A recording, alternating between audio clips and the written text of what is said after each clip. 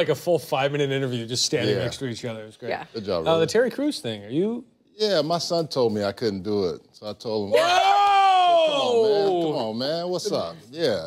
Ways back in the day. Come on, man. Don't challenge me. He told you, he tried to show you this. Should we end the best?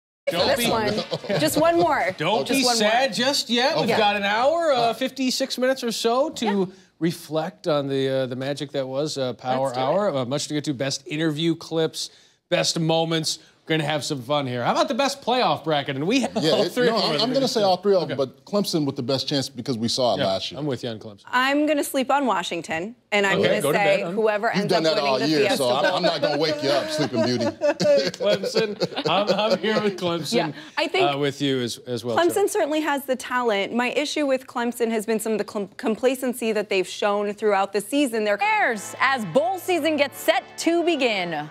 One seat up for grabs. The New Year's 6 bowl games keep a reserve sign on that one spot for the country's highest-ranked Group of 5 conference champ.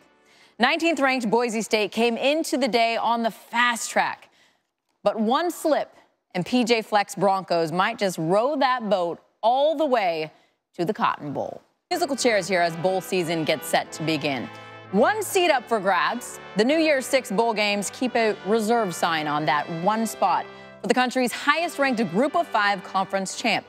19th-ranked Boise State came into the day on the fast track, but one slip, and PJ Fleck's Broncos might just row that boat all the way to the Cotton Bowl. Coach Herm Edwards here with us. Let's talk about those old stomping grounds down in South Philadelphia. Who needs this win more tonight, the Packers or the Eagles?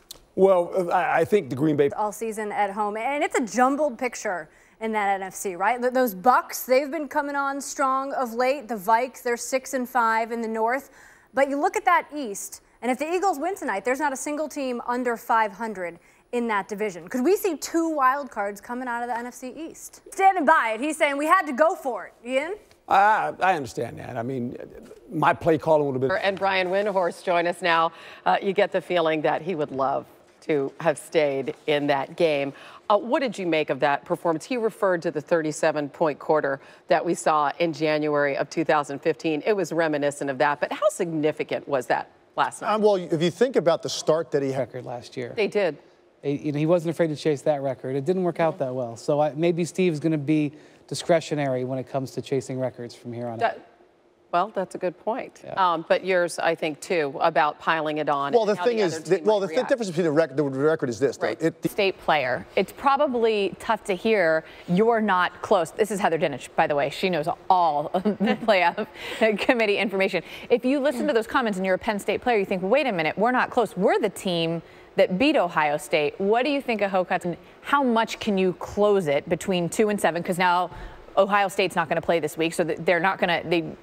They shouldn't drop from number 2 because they're not going to lose. I mean, how much can you really close that gap with what would be a win over Wisconsin? Well, let's teams when we look at the guys on the outside looking in, who could realistically get in, or who would you put in right now? Okay, so let's mess around with this a little bit. The one thing I don't think we have guys would have something to say about it, obviously. Right. But that would be insane. You know what? I'm told we have to go because I could pick your. There's a lot of different scenarios over there, and you know what? That's what makes it interesting right now because there are a lot of teams are out there and at practice this week and wondering it could still go their way even if you're on the outside looking in. And don't forget about Colorado. They could beat the top 4 team in the country on Friday night. And then they'd forget about them. Everyone thinks this resume is good enough. We'll see what happens 4 days away from it all being figured out.